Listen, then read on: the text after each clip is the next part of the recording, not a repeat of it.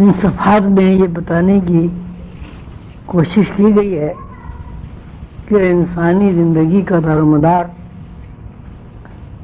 یقین کے اوپر ہے. یقین کے بغیر زندگی کا کوئی عمل، کوئی حرکت نہیں ہوتی اور نہ ہی زندگی کا کوئی کردار متعین ہوتا ہے.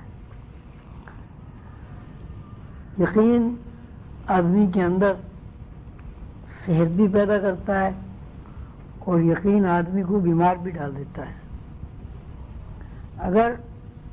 آدمی کے اندر یہ یقین پیدا ہو جائے کہ پانی پینے سے میری موت واقع ہو جائے گی، جبکہ اس کے علم میں یہ بات ہے کہ ساری زندگی آدمی پانی پیتا رہتا ہے،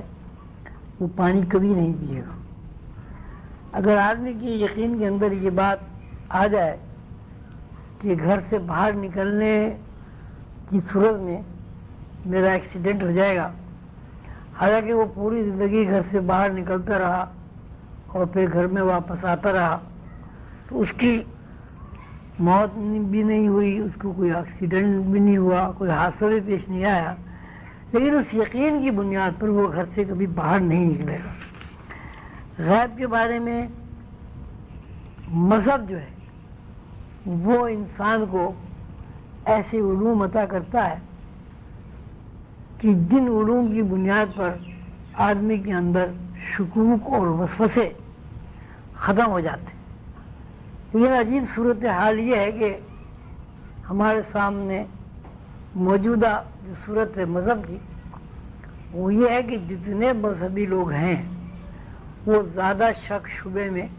مبتلا ہیں بنسبت ان لوگوں کے جو مذہبی نہیں ہیں. اگر ایک مذہبی آدمی اور غیر مذہبی آدمی کو سامنے بٹھا کر گفتگو کی جائے تو نمایاں فرق محسوس ہوگا کہ مذہب کا ماننے والا آدمی جو ہے وہ انتہائی درجے شک میں مبتلا ہوتا ہے، جبکہ مذہب کی بنیاد ہی ہے کہ مذہب انسان کے اندر ایک ایسا یقین پیدا کر دیتا ہے کہ جس یقین کی بنیاد پر وہ زندہ بھی رہتا ہے، اور جس یقین کی بنیاد پر وہ نہ صرف یہ کہ دنیاوی علوم سیکھ لیتا ہے، دنیاوی علوم کو سیکھنے کے ساتھ ساتھ وہ ماورائی دنیا میں بھی داخل ہو کر فرشتوں کو دیکھ لیتا ہے اور غیبی دنیا کا مشاہدہ اس کا ایک معمول بن جاتا ہے. غیب بھی دراصل یقین ہے. اب غیب کے بارے میں جب ہم تصور کرتے ہیں یا سوچ و بچار کرتے ہیں تو یہ بات ہمارے لیے یقینی ہے کہ پیدا ہونے سے پہلے ہم کہیں تھے تو یہاں آئے. اگر کہیں نہیں تھے تو یہاں کیسے آئے؟ پھر دوسری بات جو ہمارے سامنے آتی ہے اور بار بار ہم تجربات سے گزرتے ہیں وہ یہ ہے کہ پیدا ہونے والا بچہ بتدریج بڑھتا ہے اور اس کا بچپنا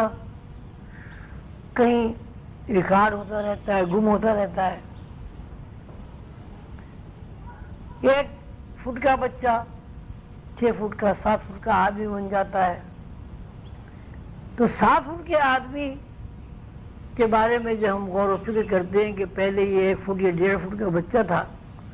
تو ہمیں وہ بتدریج انسان کا جو قد کاٹ بڑھا ہے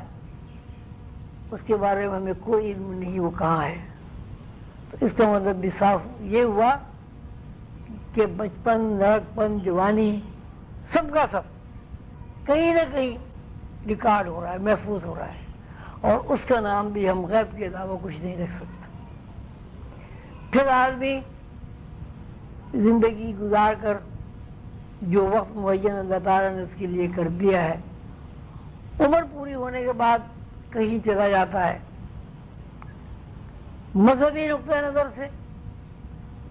یہ کہیں چلا جانا بھی اس بات کی علامت ہے کہ یہاں کے علاوہ کوئی اور بھی عالم ہے. پھر مذہب ہمیں اس بات کی بھی تعلیم دیتا ہے کہ جس طرح کی یہاں کی دنیا ہے اس طرح مرنے کے بعد بھی دنیا ہے، لیکن ہم اس دنیا میں رہتے ہوئے اس دنیا کو نہیں دیکھ سکتے۔ اس کا مطلب بھی یہ ہے کہ ہم چاہیں یا نہ چاہیں، غیب میں ہمیں یقین کرنا جو ہے ہمارے لیے ایک مجبوری ہے۔ پیدا ہونے سے پہلے ہم کہاں تھے یہ بھی غیب ہے، ہمارا بچپنا کہاں چھپ گیا یہ بھی غیب ہے، اور مرنے کے بعد ہم کہاں چلے جاتے ہیں یہ بھی غیب ہے۔ اس کا مطلب یہ ہوا کہ ہم کسی بھی صورت سے غیب کے وجود سے منکر نہیں ہو سکتے۔ یہ الگ بات ہے کہ اس غیب کو ہم نہ دیکھ سکیں، دیکھنا بالکل الگ چیز، لیکن یہ کہنا کہ غیب نہیں ہے، یہ غیب بنیاد نہیں ہے مظاہر کی، یہ کسی بھی طرح صحیح طرز عمل نہیں ہے۔ جس طرح اور جس تناسب سے کسی آدمی کے اندر غیب کی دنیا کے نقوش واضح اور گہرے ہوتے رہتے ہیں، اسی مناسبت سے انسان وسوسوں سے، بے یقینی سے اور شکوک و شبہات سے آزاد ہوتا رہتا ہے۔ اور جس مناسبت سے غیب کی دنیا بھول کے خانے میں جا پڑتی ہے، یہ آدمی غیب کی دنیا پر متوجہ نہیں ہوتا۔ مثلا وہ کبھی اس بات کی ضرورت ہی محسوس نہیں کرتا کہ میں پیدائش سے پہلے کہاں تھا، کبھی وہ یہ سوچتا ہی نہیں کہ میری جوانی کدھر گئی، میں بوڑھا کیسے ہو گیا، کبھی وہ اس بات میں بھی غور و فکر نہیں کرتا کہ مجھے یہاں سے مرنا ہے اور مرنے کے بعد کسی دوسرے عالم میں جانا ہے۔ اگر یہ طرز فکر انسان کے اندر نہیں ہے تو اس کے اوپر غیب کی دنیا کبھی بھی منکشف نہیں ہوتی، اور جب غیب کی دنیا سے وہ از خود کٹ جاتا ہے، از خود کرنا اس لیے کہ اس نے ایک سامنے کی چیز پہ کبھی غور و فکر نہیں کیا، تو ایسا بندہ شیطنت اور تخریب کے جال میں گرفتار ہو جاتا ہے، اور اس طرح وہ گرفتار ہو جاتا ہے کہ جن چیزوں کے پیچھے لاجک بھی ہے سمجھنے کی،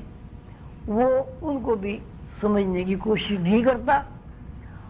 جو کچھ زندگی میں اس کے پیش آتا ہے، یہ زمین پر جو کچھ وہ کرتا ہے اس کو وہ زمین کی حدود میں محدود کر دیتا ہے۔ یہی صورتحال ان لوگوں کی ہے جو مٹیریلسٹ ہیں یا جو آج کے سائنسداں ہیں۔ آج کے سائنسداں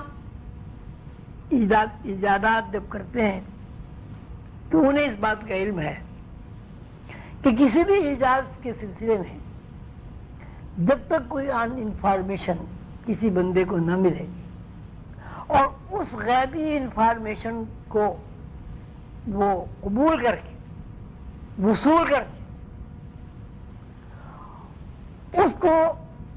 اپنے اوپر مسلط نہ کر لے اور اس انفارمیشن کے اندر اپنی ذہنی صلاحیتوں کو داخل کر کے اس کو اپنی زندگی کا مشن نہ بنا لے، اس وقت تک کوئی چیز ایجاد نہیں ہو سکتی۔